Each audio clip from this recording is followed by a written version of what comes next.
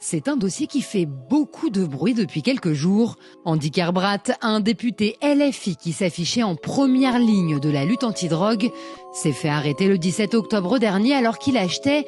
de la drogue,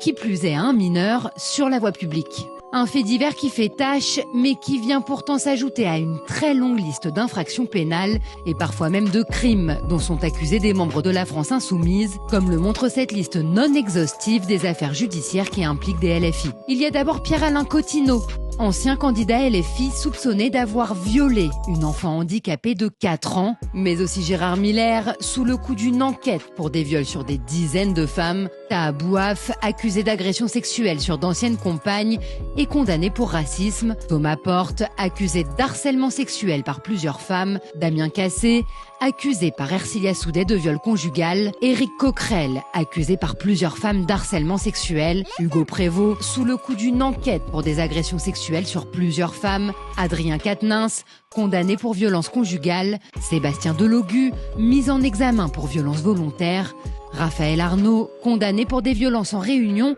et carrément fiché S, Louis Boyard, qui raconte lui-même être un ancien dealer de drogue, Aurélien Taché, condamné pour violence et outrage et réputé pour ses problèmes d'alcoolémie, Sophia Chikirou, mise en examen pour escroquerie aggravée et détournement de fonds publics, Jean-Luc Mélenchon, condamné pour rébellion et également soupçonné de détournement de fonds publics. La République, c'est moi!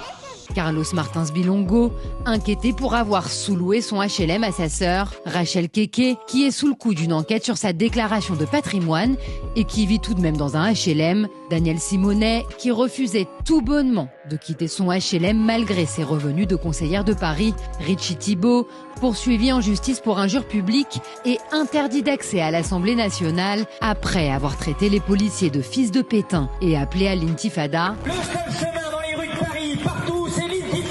Daniel Obono, poursuivi pour apologie du terrorisme, ou encore Rima Hassan, poursuivi en justice pour menace de mort et apologie du terrorisme. Une liste à peine croyable pour des élus qui prétendent à l'exemplarité et des problèmes de moralité qui viennent s'ajouter au chaos que cet étrange parti politique tente d'instaurer au cœur de notre société.